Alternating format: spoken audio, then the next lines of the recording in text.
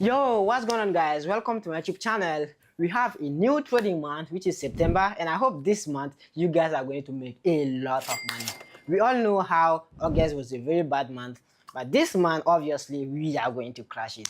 Because I had my first trading day yesterday, and the trade took a while to hit TP. It hit TP today, and that trade allowed me to pass my phase one with funding peeps. I told you guys I lost my funding, so right now I passed phase one, 50K account. I got my phase two, haven't traded yet, and I also made $8,000 on my funding peeps account. So I'm waiting for what? A $8,000 payout. But this month, I truly want to help you guys. So that's why I have a couple of things for you guys. First, I'm gonna be making a prop firm tutorial for you guys, how to trade prop firm. It's gonna be completely for free on my YouTube. So if you don't want to miss out, make sure you subscribe right now, activate the notification bell, and you wait for it, right? But in today's video, I'm going to break down that trade I took that made me that $8,000 and how that same trade allowed me to pass my phase one 50K with funding peeps. And I'm also going to tell you guys why I like trading with funding peeps. Are you excited? Let's get into it. We are currently on my chart, and I'm going to explain to you guys exactly how I was able to get that trade that made me that amount of money. But not only that, I want you guys to learn something from this video. I want you guys to be able to tell your friends after watching this video that I watch AsusFX video and now I'm able to catch this kind of trade, okay? So pay close attention. So one thing is, I'm not gonna go through the whole top-down analysis because the video is gonna be too long, but I'm gonna show you guys some small trick that you can use to be able to boost your win rate and boost your confidence when you are taking a trade.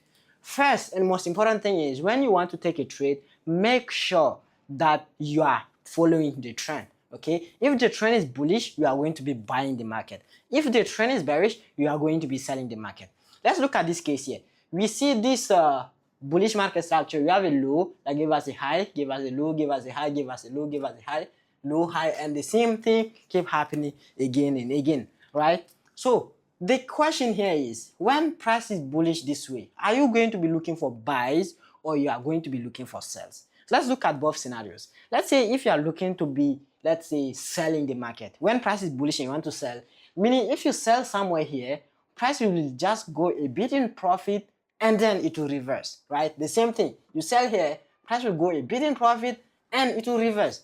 Price will go what? A bit in profit and it will reverse. But if you were to buy instead, what will happen here is, if you buy here, price will go up, you'll hit TP.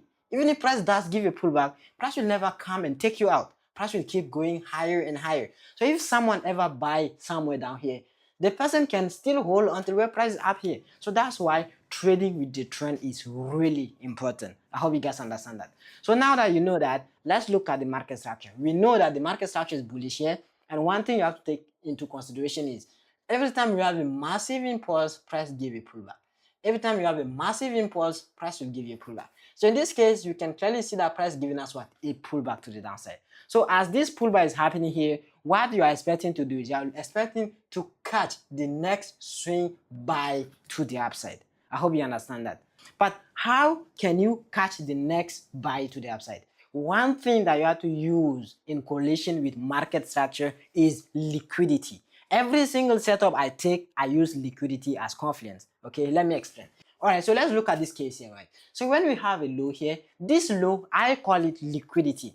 Why do I do that? Because I know that we traders, whenever let's say we buy from here, we are going to put our stop loss below this low here, right? So when you do put the stop loss here, your stop loss is what you call by liquidity. So now if we have a lot of people that put their stop losses there, that what you call by liquidity pool, because we have a lot of money sitting there, is the same as we have swimming pool, but this is a liquidity pool which is made of money, right? We have plenty money resting below this low, right? So when we have a lot of money resting here, what price would do is that price usually come, take this low here, right? It goes below the low. It makes sure that it hits stop loss of anyone that had a buy here or anyone buying from this low here. They all hit stop loss before price goes into profit. So very simple. We have a low liquidity, price drop, take the low liquidity, and then go to the upside, right? So that is pretty simple. If price is bullish, look for liquidity, wait for price to take that liquidity, and then you are going to do what? Going to buy to the upside. So in this case that we have this market structure here, what I'm gonna do is, I'm not just gonna break down the buy I took, but I'm going to break down previous low, at least the last two lows that price has created based on liquidity. Okay, so let's rewind.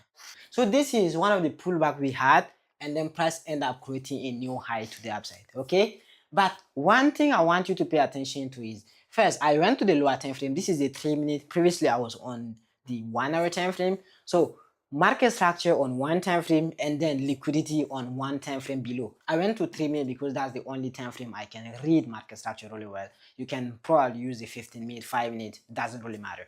So in this case, price gave a pullback and then it buys to the upside. But before that massive buy happened, did you see what price did? Price came here, he created this low, right? From this low, he bought up. From this buy, that looks like price has created a break of structure. I hope you see that, a break of structure. So now people will be looking to what? People will be looking to buy from here. Order block, POY, everyone is looking at this low. What did price do? Price dropped, swept this low. Anyone buying from this low or anyone that has bought from this low, this move here, they hit stop loss. And the reason I'm saying that is, I myself, I got tricked. I hit stop loss on this buy as well. The entry I just put on your screen here, I had the same stop loss here.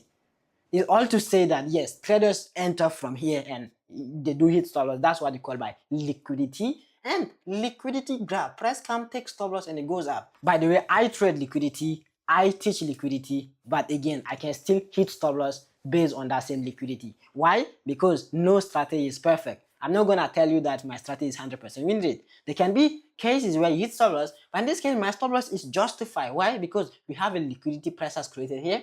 Price drop, took the liquidity, and then it bought up, right? And now let's go above. Let's look at what price did. The same thing happened here. We see a high here, price gave a pullback down here, and then bought. That pullback, what did price do? Price drop, took this low here. You see, we have like a trend line. You see 1, 2, 3, even 4, 1. So yes, you have what? Your trend line liquidity here. What did price do? Before price will create a new high, price will make sure drop, take that liquidity, and go up. Do you see why liquidity is something, if you don't use, trust me, you are always going to have a low win rate. As soon as you understand liquidity, everything's going to be very easy. So now let's look at the buy I actually had. So the same thing here, we had what? A pullback to the downside. And this pullback, what is price going to do?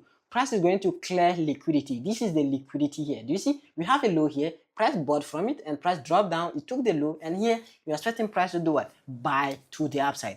And this buy, you can directly have a buy there, have your stop loss below this low here. Or what you can do is you can also wait for confirmation entry. Confirmation entry, how does it work? It's just a normal change of character pullback. Some of you guys may know, but let's go to something like the 1 minute chart, and then you are going to be looking for confirmation entry. So now that I went to the 1 minute chart here, we have a high that price has created a low, and from this low, what I would want to see price doing is buy and take out that high there, right? Something like this. So if price does take out this high here, then I'm now 100% sure that price will go bullish, and probably I'm gonna wait for a pullback for a buy setup, right? So let's see what price did. Price has to buy and then take out the high. After price has taken out that high, so you can wait for a pullback somewhere here, and then what will happen is price should give you a pullback, and then there you go. It trick you in, and then there you have your buy setup. So the breakdown is simple. Wait for liquidity grab, wait for confirmation entry, and target market structure as TP. Why am I saying market structure as TP? Go back to your H1. Remember we had H1, right? We had H1 as our market structure previously.